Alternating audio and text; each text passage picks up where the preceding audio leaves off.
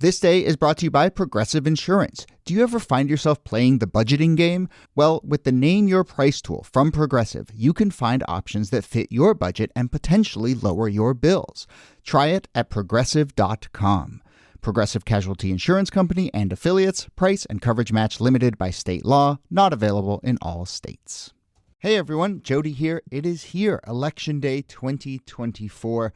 I'm sure your head is full of all sorts of things. I'm sure your ears are full of all sorts of last-minute election podcasts and analysis. I do hope at some point today you get to go outside or go to the gym or play with your kids and realize that in some ways it is just another Tuesday.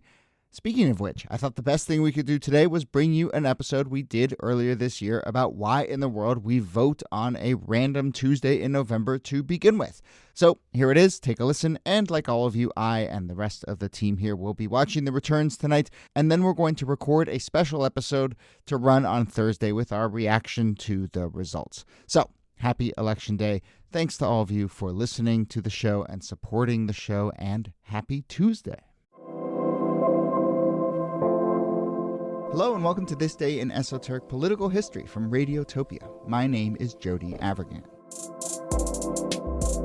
This day, January 25th, 1845, the 28th U.S. Congress passed, quote, an act to establish a uniform time for holding elections for electors of president and vice president in all the states of the Union, which of course, that day, as we all know, was designated as, quote, the Tuesday after the first Monday in November. Sure, why not? The Tuesday after the first Monday in November. And here we are. That is still, to this day, Election Day. So let's talk about how we got to that. Let's ask that question, why Tuesday? Here to answer, as always, Nicole Hammer of Vanderbilt and Kellie Carter-Jackson of Wellesley. Hello there.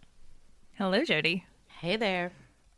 There's actually a grassroots group called and a bit of a movement called Why Tuesday, and it's one of these sort of voting reform groups that has been asking this question for a while and advocating for changes. And so, we should get to that because it's a real question. But before we describe Why Tuesday and this law and what happened in 1845 to solidify it, I think it's important to know kind of what elections looked like just before that in the 1840s, because when you understand that, you do get the impulse to say, no, we should just pick one day and make it pretty simple.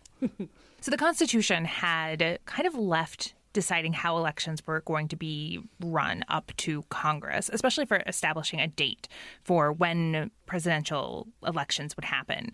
And for a long time, it ran anywhere from like a couple of weeks to a month. In the election of 1844, the election lasted from November 1st to December 4th. And it seems like that worked well enough in the first few decades of the country, but some things had changed in the meantime. There was universal white male suffrage, so now you had tons more voters than you had had in those early years of the Republic. The nation had gotten bigger and news was moving faster. And so suddenly you were having these elections where if your state was voting like late in the cycle, you might already have the results from other states. So you would know like, man, my vote's going to be wasted, or wow, everybody needs to get the supporters of this guy together so that we can make sure that we can overcome the votes in Vermont or what have you. So they figured out it was becoming a pretty, just bad system. Yeah. And a system like ripe for fraud because people would figure out, like who was leading or trailing. And they would, dress up in another way, disguise, cast a vote again, go over to another town, cast a vote again. It's not as though they had, like ID laws. So you could very easily, or registration for that matter. Yeah. So you could very easily cast your ballot multiple times. And in some cases, in some races, they had like more ballots cast than people actually living in that town, which is kind of wild.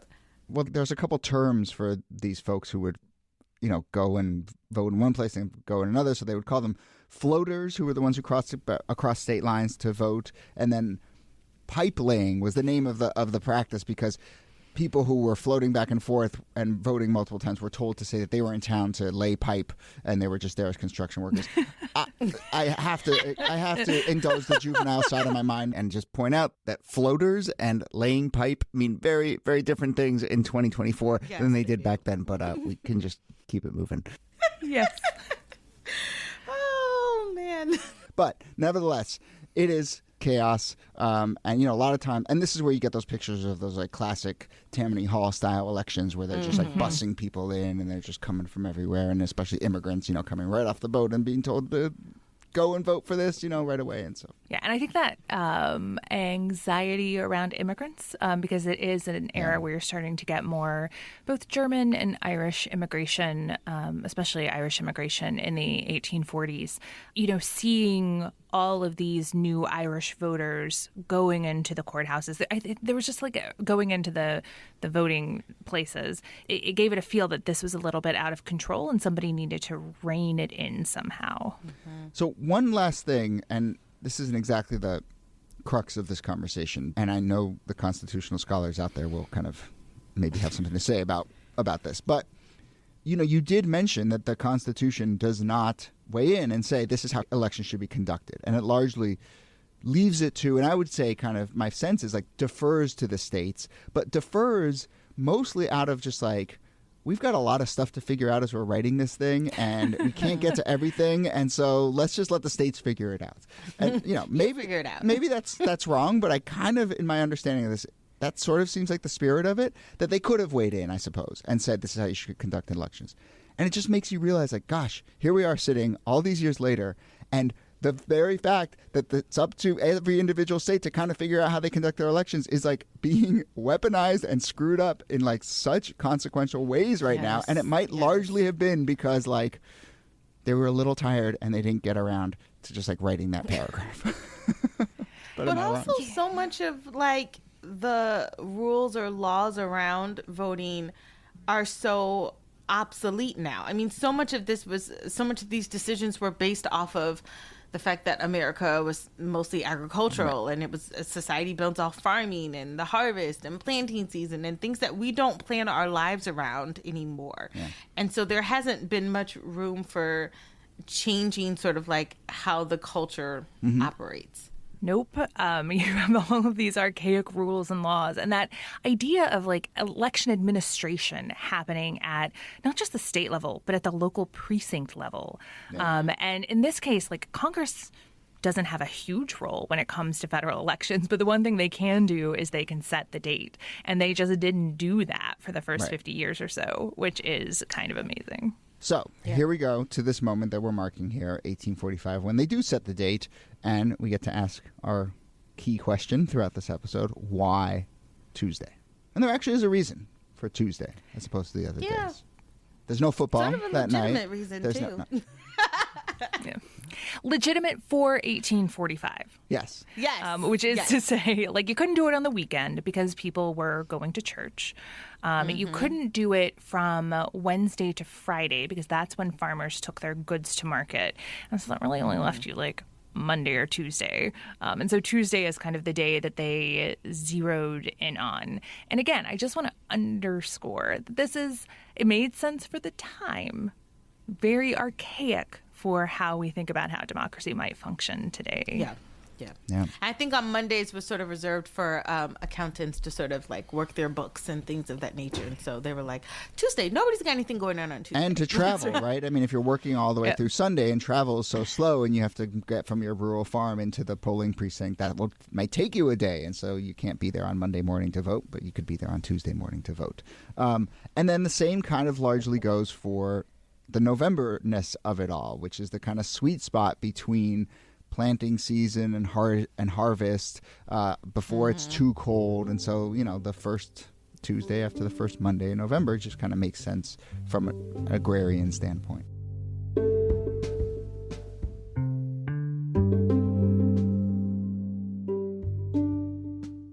The 2024 election is upon us, and the stakes couldn't be higher. But the outcome might not be clear till long after everyone has voted. If the race ends up being as close as it looks right now, we could be in for a repeat, or worse, of the year 2000, when the presidency came down to a recount in Florida that ended at the Supreme Court. To hear the whole story, check out Fiasco, Bush v. Gore, a podcast from the co-creators of Slow Burn. Listen on the iHeartRadio app, Apple Podcasts, or wherever you listen to podcasts. We want to tell you about another podcast from PRX called Monumental. This podcast explores questions about the past, present, and future of U.S. monuments. uncovering the stories about what and who is important, as well as the stories that have been left out. Join host Ashley Seaford across the country with their team of journalists. Listen wherever you get your podcasts.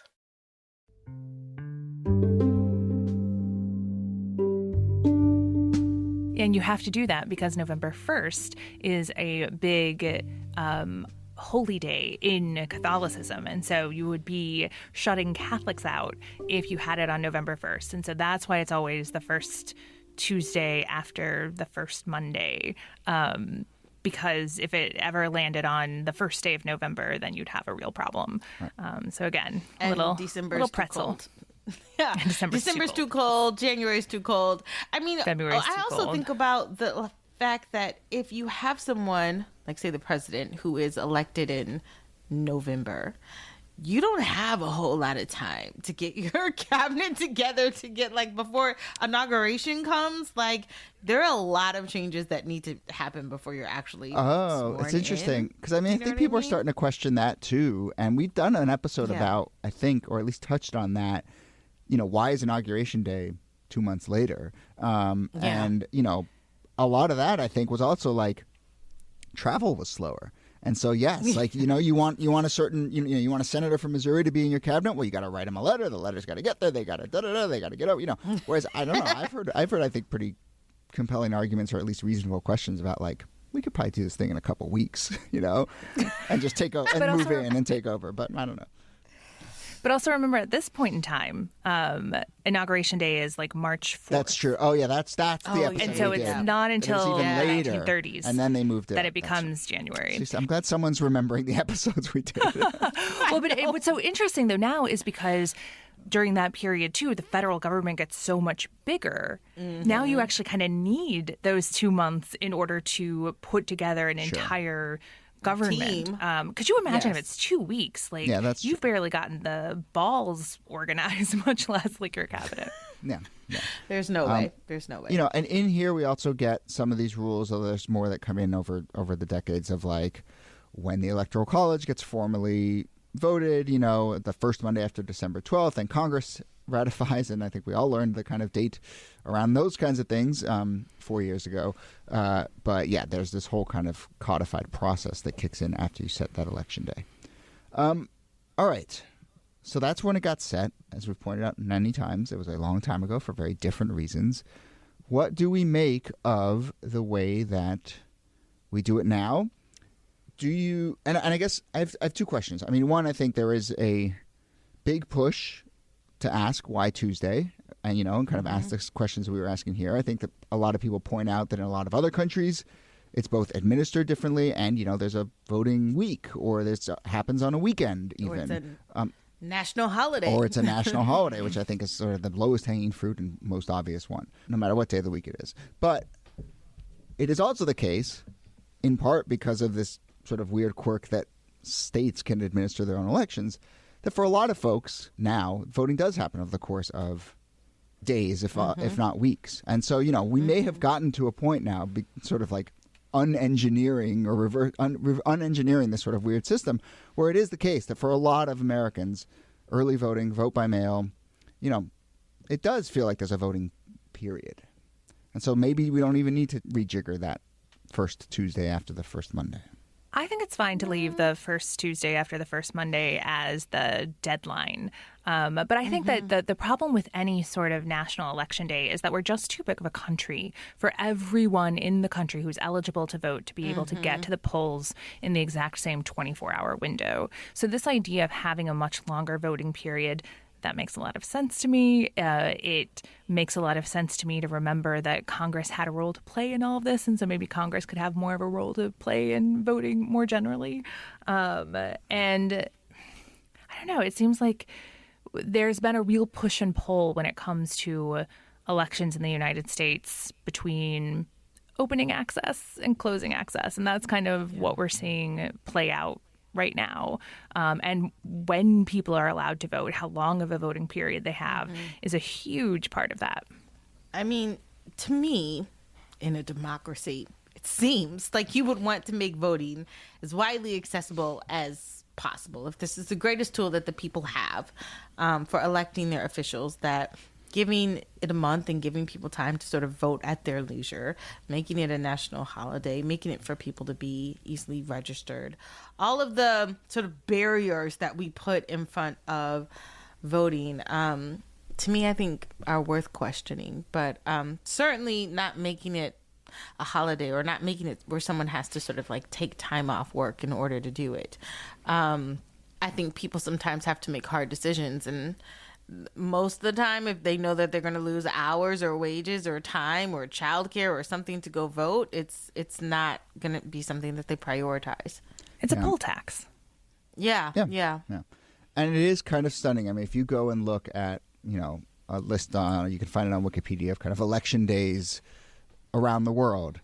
I mean, basically every single country is a Sunday, and if it's not, in the rare cases it's not, it's a holiday. And then you get down to the United States, which alphabetically is at the end of the list, and it's just like this really weird thing. So yeah. I think that we should take a page from Australia. As you know, Australia has mandatory voting, although you can submit a blank ballot if you want to protest that, and that still counts.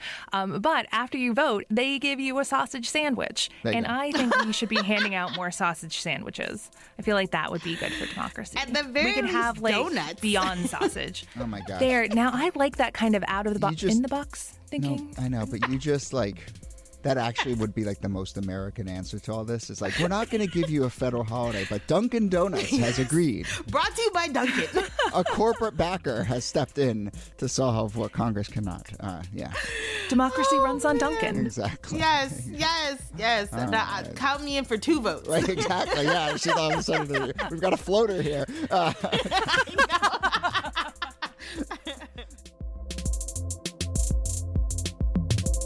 All right, I hope you enjoyed that. And as I mentioned before, we will be back on Thursday with a special 2024 election episode talking about the results or non-results or whatever it is that goes down today on Election Day. Until then, I hope you're well. My name is Jody Avergan, and on behalf of Niki and Kellie, and on behalf of Nicole Hemmer and Kellie Carter-Jackson and the whole crew here at This Day, we will see you soon.